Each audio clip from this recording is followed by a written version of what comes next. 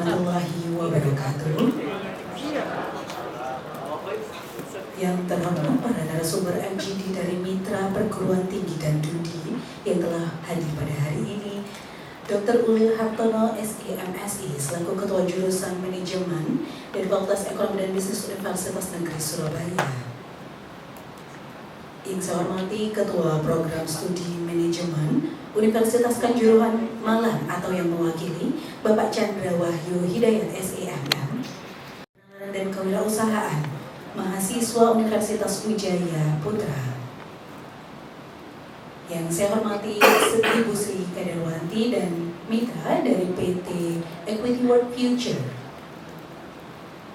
Yang saya hormati Dekan Fakultas Ekonomi dan Bisnis Universitas Trunojoyo Madura, Dr. Sutikno SEMA.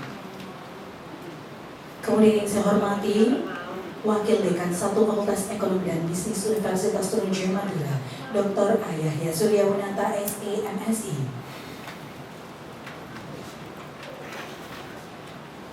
Yang saya hormati Ketua Jurusan Manajemen Fakultas Ekonomi dan Bisnis Universitas Trunojoyo Madura, Bapak Alhamdulillahirabbil alamin. Wassalatu wassalamu ala asrofil anbiya'i wal mursalin wa ala alihi wa sahbihi ajma'in, amma ba'd. Pertama, marilah kita panjatkan puja dan puji syukur kehadirat Allah Subhanahu wa taala karena pada hari ini kita bisa berkumpul di acara Fokus Group Discussion Implementasi MBKM dengan Mitra Perguruan Tinggi dan Studi dalam keadaan sehat walafiat. Indonesia tanah airku, tanah tumpah darahku, di sanalah aku berdiri, jadi pandu ibuku. Indonesia bangsaku, bangsa dan tanah airku, marilah kita berseru, Indonesia bersatu. Hiduplah tanahku, hiduplah negeriku, bangsaku, rakyatku semuanya. Bangunlah jiwanya, bangunlah badannya untuk Indonesia Raya. Indonesia Raya, merdeka, merdeka, tanahku, negeriku yang ku cinta. Indonesia Raya, merdeka, merdeka, hiduplah Indonesia Raya. Indonesia Raya, merdeka, merdeka, tanahku, negeriku yang ku cinta. Indonesia Raya, merdeka, merdeka, hiduplah Indonesia Raya.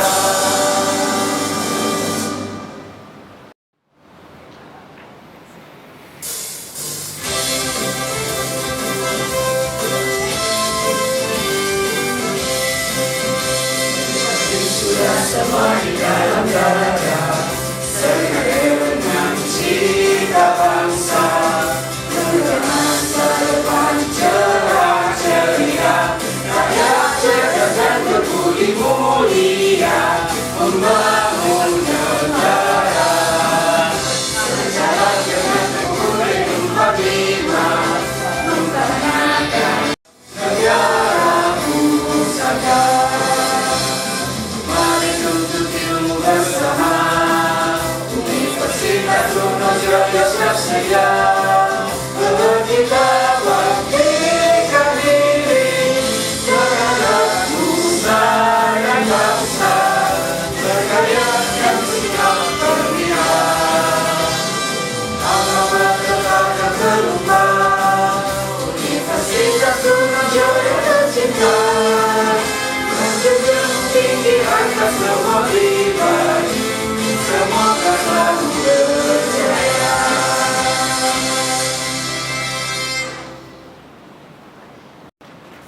Berdoa sesuai dengan keyakinan masing-masing, dan untuk yang beragama Islam bisa mengikuti saya. Bismillahirrahmanirrahim. Alhamdulillahirabbil alamin. Hamdan yuwafi ni'amahu wa yuqaddi mazidah ya rabbana lakal hamdu kama yanbaghi li jalali wajhika. Wassalatu wassalamu ala sayyidina Muhammad.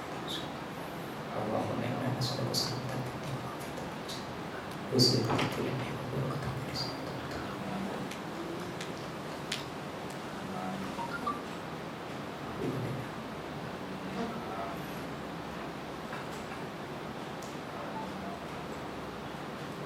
Berdoa selesai Al-Fatihah.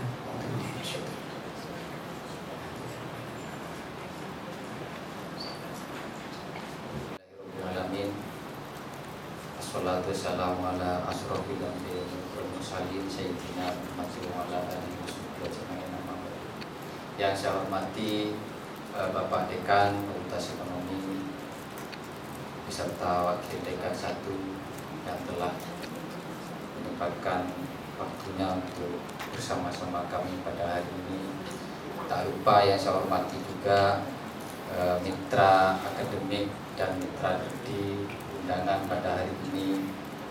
Terima kasih atas kehadirannya dari Universitas Negeri Surabaya, Universitas Kanjuruhan Malang, Universitas Jaya Putra Surabaya, dan sebenarnya ada 5 mitra akademik yang kita undang hari ini dan 5 mitra studi, diantaranya yang sudah ada di ruangan kita dari PT Equity World yang sudah tanda tangan kerjasama mitra dengan Fakultas Ekonomi juga akan kami tidak lanjuti, dan Bapak Adi Gunawan dari PT Capital yang sudah mendampingi kami juga. Terima kasih atas kehadirannya.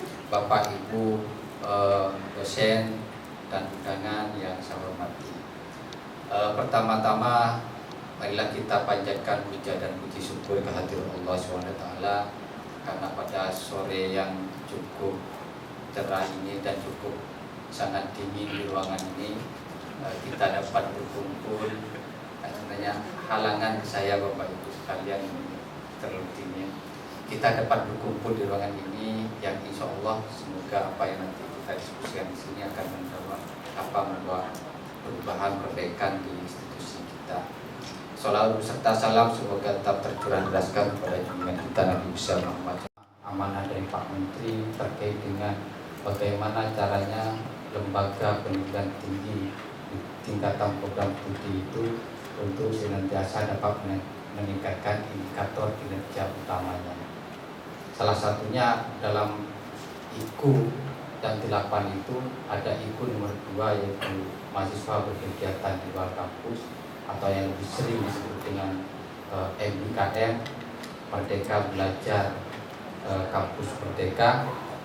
Salah satunya adalah implementasinya hari ini sebagai salah satu bentuk jejaring membangun jaringan kemitraan dengan Bapak Ibu mitra. Diskusi hari ini, rembuk pemikiran pada hari ini akan menghasilkan sebuah kerjasama di antara kita. Bagi mitra akademik, kami akan mengirimkan mahasiswa kami dan juga kami insya Allah akan menerima dan akan senang apabila dari mitra akademik juga bisa mengirimkan mahasiswanya ke kampus kami. Saling tukar mahasiswa yang dalam jangka waktu satu semester itu akan sangat bernilai dan sangat akan bermanfaat karena mahasiswa di sisi yang lain akan mendapatkan nilai-nilai budaya yang berbeda. Mahasiswa kami ini akan mendapatkan pengalaman yang berbeda, pengalaman yang praktis di tempat belajar yang baru itu meskipun cuma selama 1 semester. Itu sebenarnya hal-hal yang ingin kita diskusikan. Selain itu dari Bapak Ibu sekalian, karena kebetulan saya sangat bahagia pada hari ini karena Bapak Ibu dari mitra akademik yang datang ke dalam undangan kami hari ini adalah rata-rata sebagian besar adalah pelaksana MBKM baik di tahun sebelumnya maupun di tahun yang sekarang, sehingga kami bisa banyak belajar dari Bapak Ibu sekalian. Kami yang jurusan manajemen ini yang baru mencoba mengajukan untuk ikut kompetisi ini, kemudian ya, alhamdulillah ternyata kami lolos dan kami belum punya pengalaman sama sekali untuk kegiatan yang sifatnya kompetitif dan dengan tekanan yang pressure yang cukup besar, bahwa dana itu harus habis. Kalau menghabiskan dananya cukup gampang, tapi kan apa tuntutan outcome-nya, output-nya itu yang sangat berat sebenarnya, itu yang sulit untuk segera dicapai. Nah, kami ingin belajar dari Bapak Ibu sekalian kira-kira strategi dalam melaksanakan kegiatan MKM di tempat Bapak Ibu sekalian seperti apa, sehingga kami bisa mencoba hal-hal yang bisa kami reduksi, akan kami tiru untuk dilaksanakan. Tidak lupa saya ucapkan banyak terima kasih kepada Bapak Ibu sekalian yang menyempatkan waktunya untuk hadir di ruangan ini. Semoga kehadiran Bapak Ibu sekalian akan mendapatkan limpahan pahala dari Allah Subhanahu wa taala, karena kami tidak bisa memberikan apa. Sayyidina Muhammadin wa alihi wa sahbihi ajma'in. Rabbi israh li sadri wa yassir li amri wahlul 'uqdatam min lisani yafqahu qawli. Yang saya hormati para mitra dari perguruan tinggi, ada Universitas Surabaya, Negeri Surabaya, Pak Ulil, yang saya kira kalau Pak Ulil ini sudah familiar ke kita sejak dari awal, sudah banyak bermitra dengan kita, Pak Atur. Kemudian dari Uni Kama ada Bapak Chandra, selamat sore Pak Chandra. Kemudian ada dari UWP, Universitas Wijaya Putra, Ibu Nurlaila, Pak Dr. Yahya, yang saya hormati Ketua Jurusan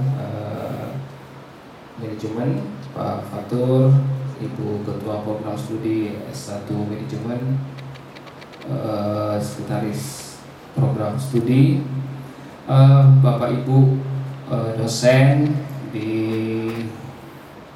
lingkungan jurusan manajemen, dan teman-teman juga yang dari dunia jurusan di jurusan manajemen ini, satu-satunya program studi yang berakreditasi A, ini program studi S1 manajemen.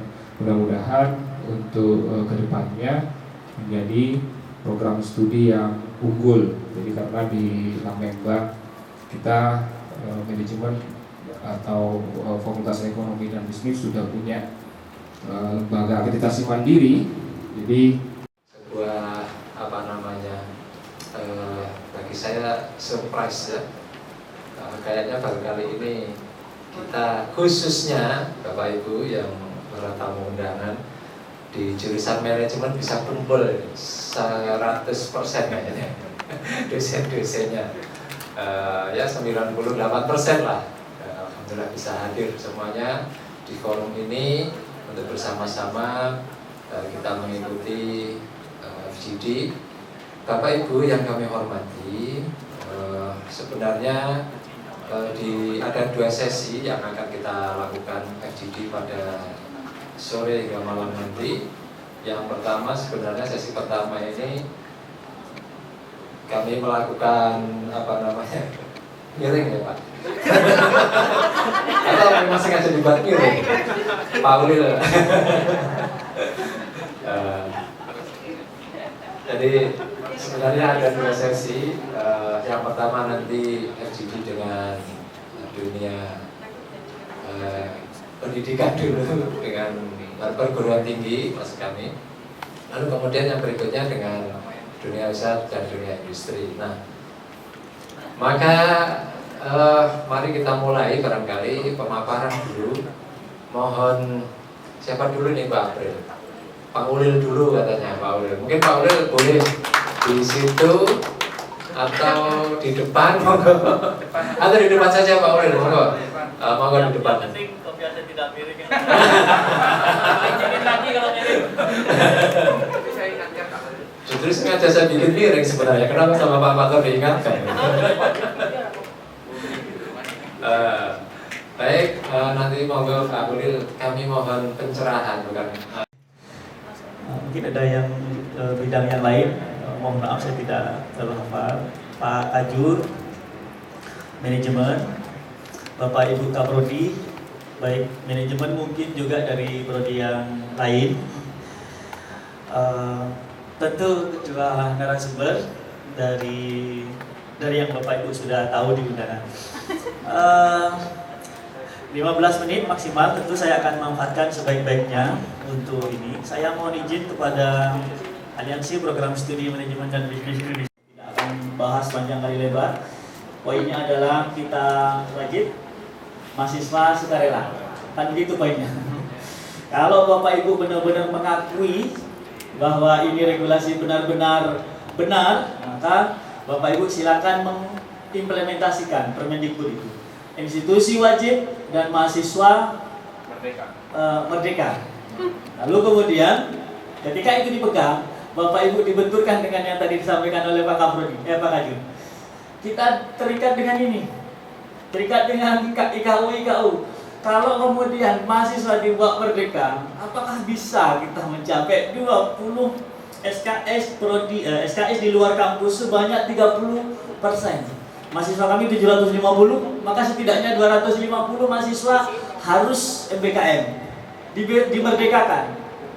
Bahaya. Itu Pak Adi nanti komentar. Baik, tetapi mimpi kita adalah pemenuhan atas ini. Mitra bertambah.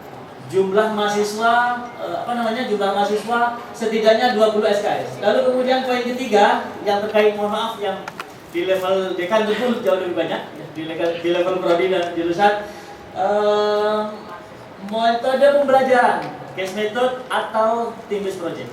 Nah, itu saya kira fokusnya prodi untuk ke depan. Ini sudah berapa menit itu? Lanjut. Merdeka belajar kegiatannya di sini. Tadi ditawarkan oleh Pak Dekan dan Pak Kaprodi. Kita fokus katanya disuruh ke sini.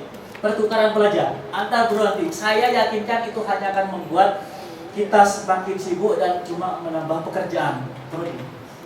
Kenapa? Satu mahasiswa ikut MSIB, satu mahasiswa ikut membuat sibuk kita. Karena itu kita tawarkan desainlah MBKM itu sesuai dengan kepentingan prodi. Desainlah, didesain dulu. Urusan kemudian mahasiswa itu ambil Kemendikbud, silahkan. Tetapi saya yakin tidak lebih dari 5%, tidak akan lebih. Kenapa? Karena Pak Menteri saja di ITS mengatakan 50.000 tahun 2021, ya kan? UNESA 30.000, berarti hanya 2 kalinya UNESA kapasitas kementerian. Tahun 2022 itu 100.000. Apa itu artinya? Hanya sebatas 3 kalinya UNESA. Ada 5.000-an lebih, 6.000-an lebih PTN-PTN seluruh Indonesia. Mau dikemanakan? Karena itu maka desain MBKM-nya wajib kita desain sendiri. Saya tidak lewat-lewat ini, saya tidak akan. Kalau mau, maka institusi harus tidak terlalu banyak terpadu. Institusi universitas maksud saya. SKS-nya jangan terlalu banyak dititipkan ke prodi. Karena itu menjadi kreativitas baru bagi prodi untuk mendesain MBKM ini. Saya kira ini tidak ada Pak Rektor juga jadi aman. Lanjut, ini sudah kita sampaikan. Ada 2 hal sebenarnya, free form dan structure form. Kami sudah bulan Juni 2020 kami datang ke manajemen UTM. Oktober 2020 kami juga datang ke IE. Mohon maaf, waktu itu Pak Dekan masih jadi kaprodi tajurnya IE ya. Waktu itu kami free form. Mohon maaf, itu dosa besar ya. Karena kami memilih free form. Dalam perjalanan kemudian ternyata free form agak susah sekali diimplementasikan. Ya, agak susah sekali diimplementasikan. Karena itu kemudian kami beralih ke structure form. Nah, atas kehilafan kami dulu kami sudah minta maaf ke APSMB. Dan kami akan fokus kepada structure form. Saya akan lompati, saya kira Bapak Ibu sudah punya desain, mau ke free form kah, mau ke structure form kah, silakan itu silakan dipilih. Adapun yang didesain oleh kementerian, kami dulu sebelum September 2020 sudah ada instruksi tidak tertulis dari kementerian. Structure form lah semua prodi-prodi, masih ingat itu dari kementerian. Setelah September baru kemudian muncullah istilah lagi dari kementerian yang dekat-dekat dengan sekarang 2022 ini, di awal-awal 2022 kementerian sudah mengarahkan Bapak Dekan beserta Wakil Dekan 1 Lukas Kutojoyo, kemudian kepala jurusan, ketua jurusan manajemen, kemudian mitra perguruan tinggi, kemudian dunia industri, para dosen di lingkungan prodi manajemen. Jadi mohon maaf saya tidak membawa softwarenya, tapi saya ingin berdiskusi berkaitan dengan di kampus kami terkait dengan MBKM. Karena memang Pak Ulil ini juga pemateri di kampus kami, jadi sebenarnya hampir-hampir sama. Jadi kami juga saudara dengan Pak Ulil. Pada waktu 2 tahun kemarin kita juga mendapatkan hibah MBKM. Jadi kami, background kami karena di kampus swasta, kami rajin mencari hibah Bapak Ibu semuanya. Jadi yang pertama kita mendapatkan hibah MBKM, jadi berdasarkan Merdeka Belajar Kampus Merdeka bahwa mahasiswa itu wajib untuk belajar di luar kampus. Tetapi sebelumnya kami juga berdiskusi dengan dosen kami bahwa kurikulum kami memang harus kita rubah.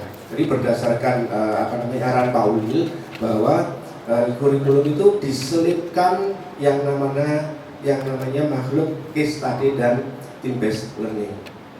Jadi mohon maaf Bapak Ibu karena di Universitas mendapatkan dana 4 juta untuk mendampingi dan membuat workshop sendiri. Itu menjadi PR untuk di tahun ini. Saya sampaikan seperti ini case by case ya Bapak Ibu. Jadi kalau nanti saya melihatnya kacamatanya dari perguruan tinggi karena saya ada di perguruan tinggi. Untuk program kewirausahaan karena memang saya mengelola kewirausahaan mahasiswa. Alhamdulillah 100% kami mengirimkan proposal, 100% diterima, didanai semua, alhamdulillah. Jadi PR kami bagaimana ngeloni anak segitu banyak. Kayak ini, satu tim 5 orang. Ini kita dan bukan hanya mengawal tim tersebut melaksanakan programnya, tetapi bagaimana universitas akan melakukan kegiatan dengan pendanaan yang didapatkan. Memang sedikit, tetapi kalau dikumpulkan, ada yang namanya PPK Ormawa dan sebagainya. Itu juga menjadi PR di kami, bukan hanya dari ya nama saya Nurita Pak Ulil. Baik, kalau kita bicara tentang terima kasih dan luar biasa dari ketiga pemateri yang sudah memberikan gambaran yang terkait dengan MBKM yang mungkin sudah dilaksanakan dan sudah ada hasilnya, ya mungkin nantinya bisa menjadi acuan bagi manajemen ya. Gini, dari apa yang sudah disampaikan oleh Pak Ulil yang meskipun tadi sudah bagian-bagian akhir dan oleh Bapak Pak Chandra dan Bu Nurlela ya, yang luar biasa. Kalau Pak Chandra tadi arahnya menceritakan tentang magang dan untuk mahasiswa pertukaran pelajar ya. Ya. Jadi yang menjadi satu pertimbangan ya, apalagi yang terkait dengan magang ya, mungkin memang belum dilaksanakan oleh manajemen. Kalau yang pertukaran sudah ya. Jadi terkait dengan magang ya, ini kan terkait dengan dunia ya. Jadi dengan industri. Nah, ini yang menjadi satu bukan problem ya, tapi yang harus diawali oleh dunia industri dan dari prodi ya, itu adalah artinya nantinya perencanaan untuk match kurikulumnya. Nah, ini yang menjadi satu tugas dari prodi ya, bagaimana untuk mengematchkannya. Karena tadi memang sudah diberikan keterangan bahwa nanti terserah kita punya RTS ya, kemudian punya kurikulum, dan dari dunia kerjanya atau industrinya itu juga punya kurikulum. Nah, kemudian dari manajemennya sendiri atau dari prodi itu nantinya akan memberikan konversi. Nah, ini kan menjadi satu kesulitan ya kalau itu tidak diawali dahulu. Ya, jadi MOU pastilah, ya. Tapi itu kan harus dirancang dulu. Nah, inilah yang menjadi problem. Nah, mungkin kalau yang sudah ya, jadi Pak Ulil, kemudian Pak Chandra, Bu Nurlela sudah pernah melakukan, itu menjadi sudah tahu bagaimana poin-poin yang harus dilakukan. Nah, ini yang mungkin nanti bisa memberikan gambaran. Jadi mana yang nantinya harus sesuai ya dengan kurikulum dari prodi dan yang nantinya menjadi kurikulum dari mereka. Karena 6 bulan artinya kan 20 SKS ya. Itu perancangan itu kan luar biasa untuk mematchkan gitu.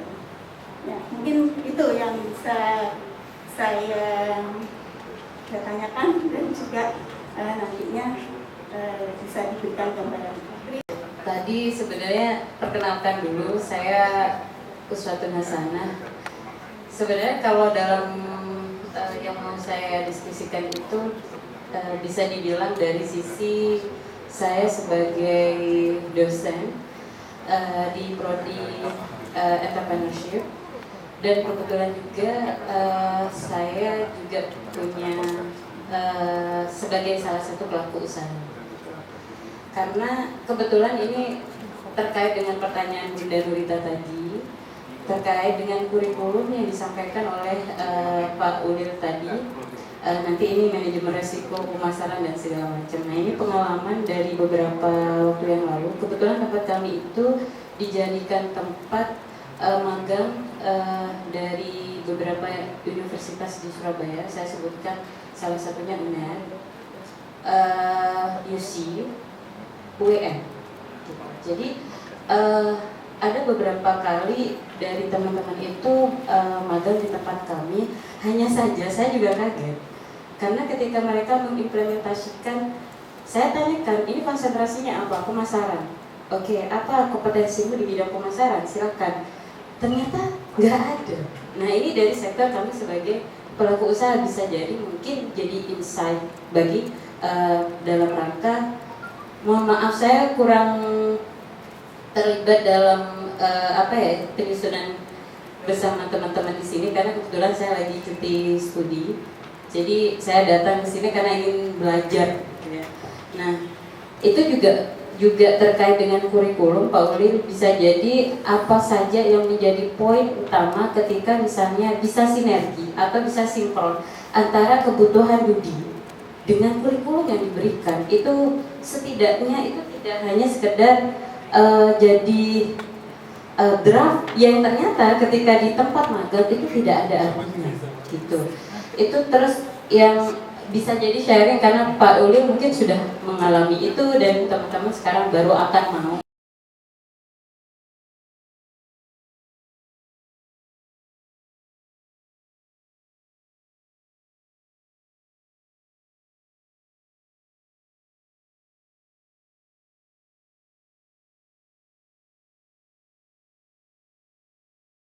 Dilakukan apa sudah dilakukan di prodi manajemen nantinya sesuai dengan visi misi beliau, dan insya Allah ini adalah tahun terakhir dari beliau sehingga insya Allah capaian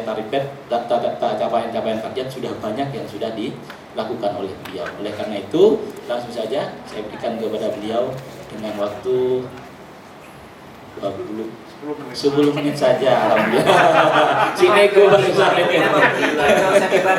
Baik, terima kasih, monggo Pak Rektor. Baik, terima kasih Pak Faisal. Assalamualaikum warahmatullahi wabarakatuh. Bismillahirrahmanirrahim. Bapak Ibu narasumber yang hadir pada acara ini malam ini dan Bapak Ibu teman-teman manajemen. Ya sebenarnya karena saya datang ini Bapak Ibu ya karena takut saja sama Pak Kajur. Terus terang saja. takut tidak dimasukkan ke kegiatan di PKM. Baik, terima kasih.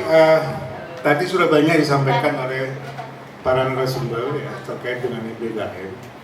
Tadi juga Pak Holil juga menarik juga menyampaikan Pak Menteri itu bisa tidak linear dengan pengembangan prodi untuk 3 semester yang di luar 5 semester itu.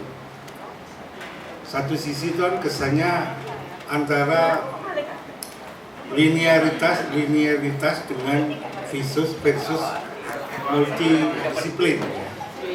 Jadi Pak Menteri itu sudah sering mengatakan sekarang sudah tidak lagi linear ilmu itu. Logikanya sederhana Bapak Ibu sekalian, karena apa? Penyelesaian masalah itu tidak bisa diselesaikan oleh linear ilmuwan, itu menurut beliau. Jadi harus multidisiplin. Sebenarnya dulu saya Bapak Ibu bercita-cita fakultas di UTM ini jadi fakultas multidisiplin. Jadi hanya satu fakultas, mungkin Pak Dekan pernah mengikuti ya.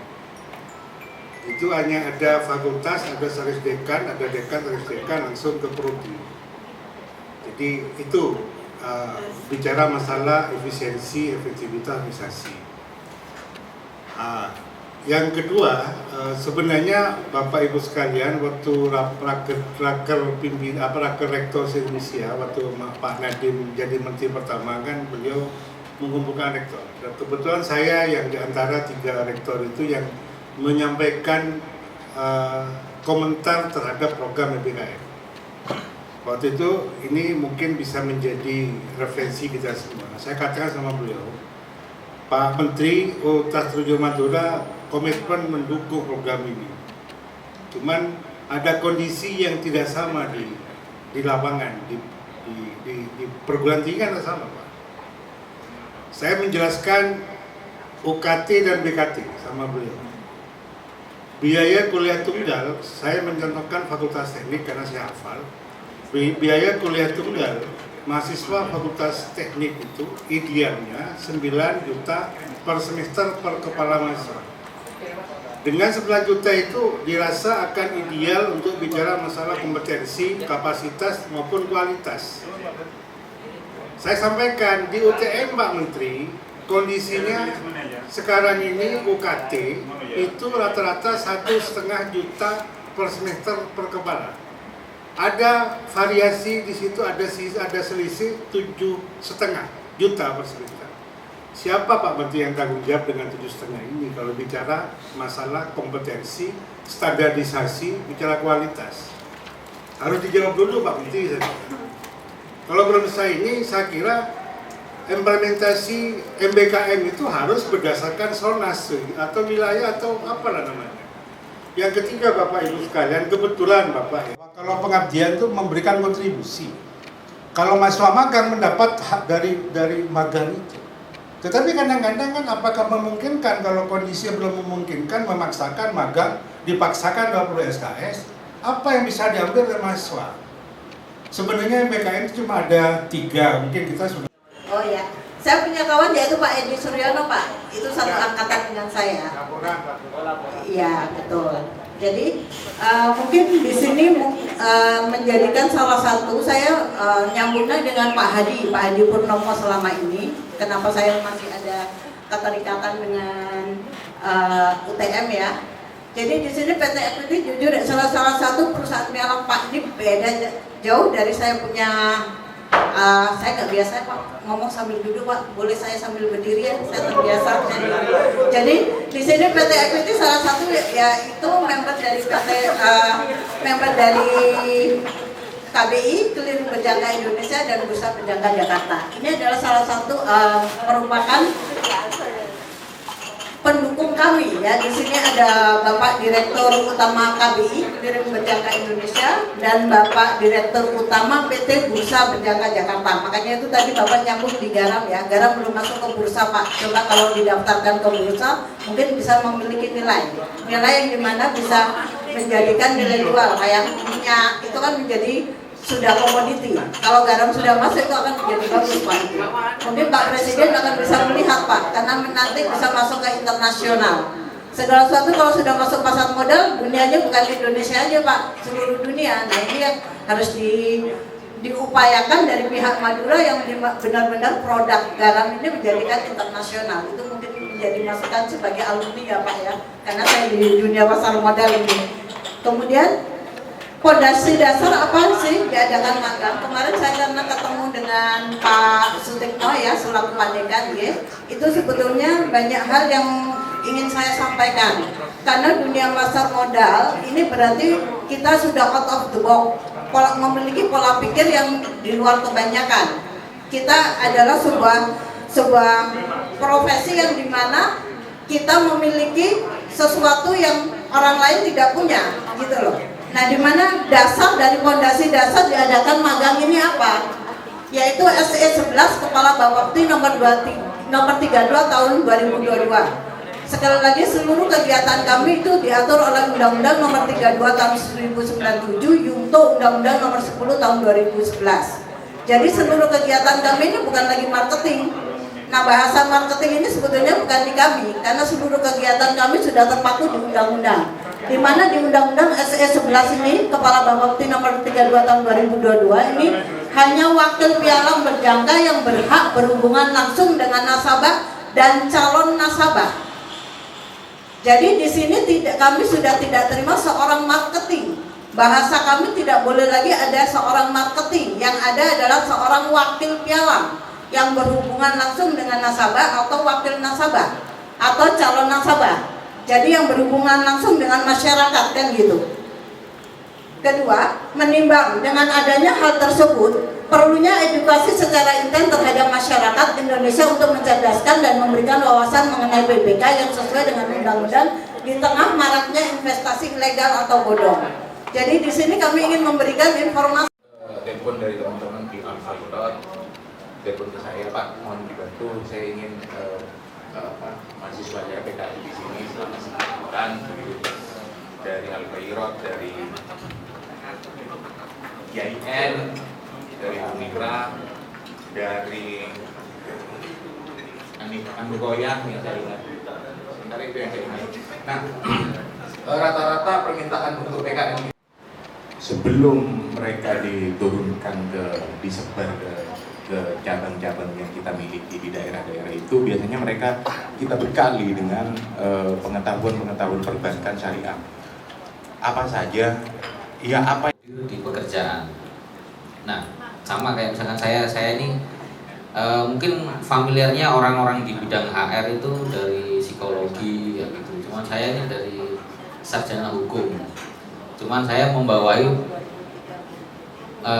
tim saya tuh macam-macam. Bahkan salah satu asset manager di bawah saya itu dari teknik industri. Dan terkait dengan pemagangan ini mungkin saya di perusahaan sebelumnya itu terlibat dalam Merdeka Belajar yang dicanangkan oleh Mas Menteri, kalau teman-teman biasanya manggil. Jadi di Merdeka Belajar itu tahun 2000 sampai dengan sekarang tempat saya bekerja yang lama itu masih tetap jalan. Jadi sampai dengan sekarang itu kita jalan 1 semester. Jadi 20 SKS yang disusun. Materinya itu kami menyesuaikan. Menyesuaikan itu yang pertama bahwa mahasiswanya itu di bidang apa saja. Kita biasanya buka, kalau di tempat kami itu kita buka jurusannya, terus kemudian prodi atau jurusan apa yang kemudian bisa masuk di lini itu. Jadi misalkan tahun lalu saja, nah itu yang kemudian nanti dimasukkan. Jadi di job analis kemarin itu kita bisa dari psikologi, terus dari manajemen, atau dari program studi yang lainnya. Nah dari situ kemudian baru kami menyusun kira-kira kompetensi apa yang kemudian dapat kami berikan ketika kami membuka peluang untuk di job analis tadi. Jadi kita akan memberikan beberapa kompetensi. Masalah konversi ini saya mempelajari dengan cukup dalam, ternyata beda sekali.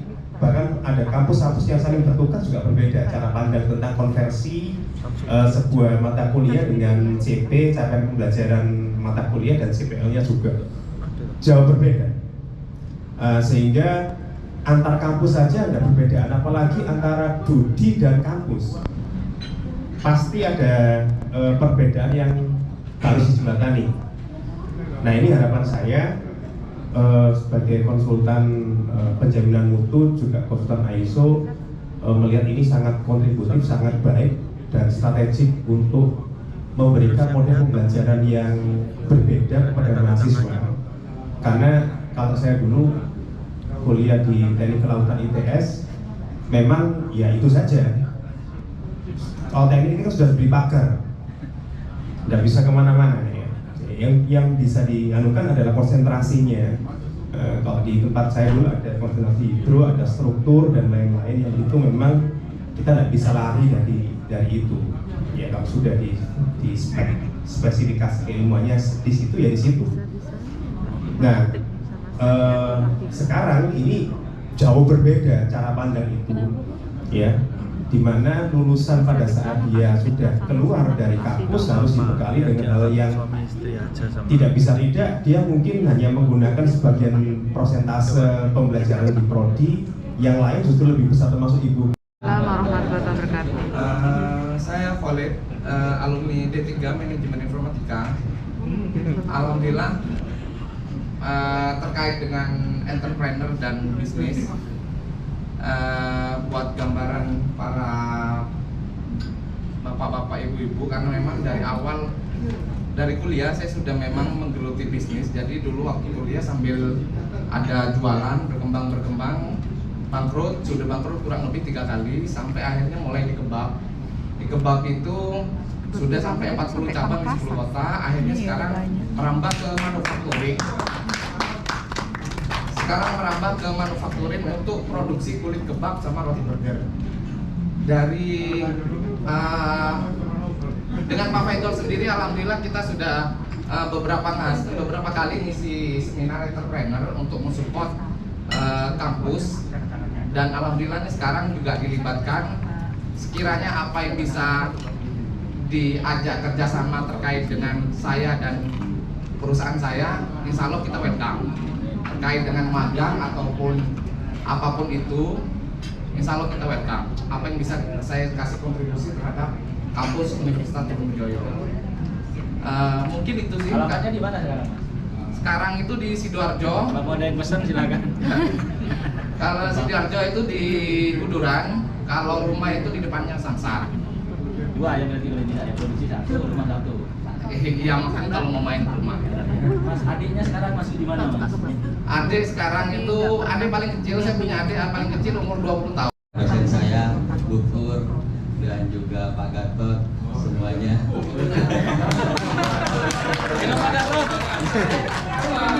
Saya negeri kedua ya, masuk negeri kedua di UTM tahun 2012, lulus 2007 di akuntansi. Jadi kalau saya kuliahnya akuntansi, jadi kalau mata kuliahnya akuntansi, namun nasibnya bukan akuntansi. Jadi kolaborasi istilahnya ya. Jadi apa-apa kalau dikolaborasikan pastinya insya Allah maju, sukses. Saya kalau bajunya 2, kalau saya itu sehari-harinya adalah reporter RRI, di reporter wilayah liputan Kabupaten Bangkalan. Namun saya sehari-hari juga mengembangkan usaha binatu atau laundry. Laundry kalau orang biasanya memandangnya laundry berapa sih, seperti itu, mungkin seperti itu. Namun setelah saya kembangkan dengan ilmu yang ada, dengan ilmu yang saya dapat di bangku kuliah juga, alhamdulillah saya tergabung di Asosiasi Laundry Indonesia dan ilmu-ilmu didapat dari sana. Dan satu-satunya di Kabupaten Bangkalan saat ini adalah laundry karpet dengan mesin yang di bidangnya, sehingga karpet apapun bisa dicuci ke Tasya Laundry Kabupaten Bangkalan. Apa masalah yang ingin diselesaikan? Jadi mahasiswa itu belajar bahwa masalah dan 4 tahun harus bisa menyelesaikan permasalahan itu. Jadi dosen harus dirubah paradigmanya. Jadi MBKM ini tidak akan sukses kalau tidak dimulai dari dosennya yang harus berubah dulu. Jadi bukan hanya sebagai pentransfer knowledge, tapi juga harus mampu menjadi produsen knowledge yang nantinya bisa menularkan pada mahasiswa. Yang kedua, terkait dengan kurikulumnya juga harus segera berubah. Kami minta juga ke Pak Wadek 1 harus segera berubah, karena kalau tidak berubah menjadi OB, outcome based education, outcome based learning education, kemudian kita akan susah untuk bisa ber-MBKM, karena tujuan dari kegiatan ini kan sebenarnya bagaimana kita untuk bisa menjadi program studi yang berlevel atau berreputasi internasional. Syaratnya harus kurikulumnya harus OB, outcome based education. Kemudian ekosistem pembelajaran juga tidak hanya di dalam kelas, harus diubah. Intinya kita harus juga banyak harus berkolaborasi dengan dunia usaha dan industri. Nah, ini yang menjadi kata kunci. Jadi 3 itu Pak V yang menjadi pesan kami. Semoga program ini benar-benar bermanfaat untuk proses perubahan ke depan di program studi S1 manajemen. Terima kasih. Assalamualaikum warahmatullahi wabarakatuh. Waalaikumsalam.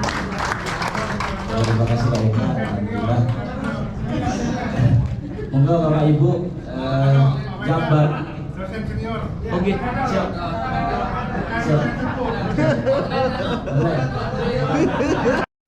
Ya, Assalamualaikum warahmatullahi wabarakatuh.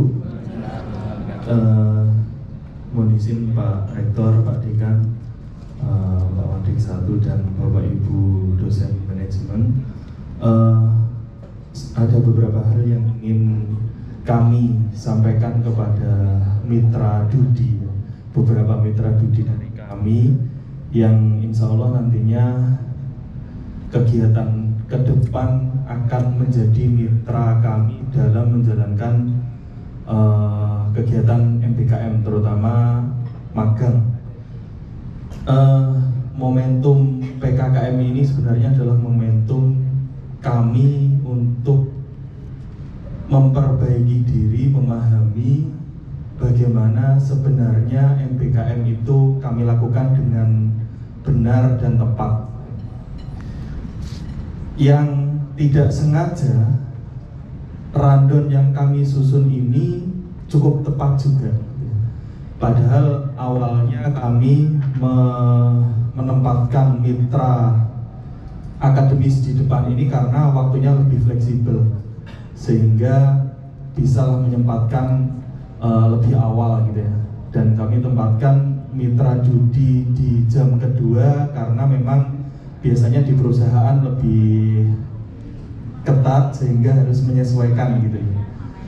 Nah, ternyata tanpa sengaja ini tepat sehingga kami berhasil membuka cakrawala pengetahuan bagaimana menerapkan MBKM ini dengan benar. Pertama kami sharing dengan mitra akademis, setelah itu dengan mitra judi. Yang ingin kami sampaikan kepada mitra judi adalah kami tadi mendapat masukan dari rekan-rekan kampus lain bahwasanya, dan kami akui sampai saat ini mahasiswa kami yang magang itu tepat persis seperti apa yang disampaikan mitra akademik tadi. Sehingga udahlah, yang penting kamu di instansi manapun, entah disuruh bagian fotokopi, entah disuruh jaga loket, entah di sana nganggur, kita nggak peduli, yang penting laporan selesai. Nah, padahal itu yang akhirnya kami merasa bahwa apa yang kami lakukan selama ini itu kurang tepat berdasarkan sharing kami dengan mitra akademis tadi. Nah, kami di sini juga sekaligus mode nih ke calon-calon mitra Dudi bahwa Bapak dan Ibu ini siap enggak kalau ke depan mahasiswa kami yang datang ke perusahaan Anda itu sudah kami target supaya capaian-capaian pembelajaran di kampus ini tercapai di perusahaan instansi Anda. Sehingga mahasiswa kami yang ada di instansi Anda itu tidak ada lagi yang bagian fotokopi, jaga loket. Akan mulai kami bekali dengan capaian-capaian pembelajaran. Kamu di BPRS harus nanti capaian pembelajaran misalkan manajemen keuangan tercapai, misalkan di Bogasari misalkan SDM tentang motivasi ataupun apapun itu tercapai seperti itu. Nah, sehingga kami ngode sekali lagi ke Mitra Dudi, sanggup nggak jika ke depan pasti kami akan menerapkan itu, karena seperti yang kami bilang tadi, PKKM ini adalah momentum kami yang memang selama ini merasa bahwa apa yang kami terapkan kurang tepat ternyata, dan kami ingin berubah menjadi lebih baik karena ini momentum. Nah, setelah itu juga kami ingin tahu juga kira-kira maksimal mahasiswa kami di instansi Bapak Ibu itu kira-kira berapa? Maksimal berapa, dan tiap mahasiswa akan kami bekali dengan target-target capaian tertentu nanti di perusahaan Bapak Ibu. Sehingga disinilah sinkronnya nanti. Bapak Ibu harus memerintahkan mahasiswa kami sesuai dengan target juga yang harus dicapai oleh mahasiswa kami. Seperti itu. Silakan mungkin bisa langsung ditanggapi Pak Fit. Terima kasih dari saya. Assalamualaikum warahmatullahi wabarakatuh.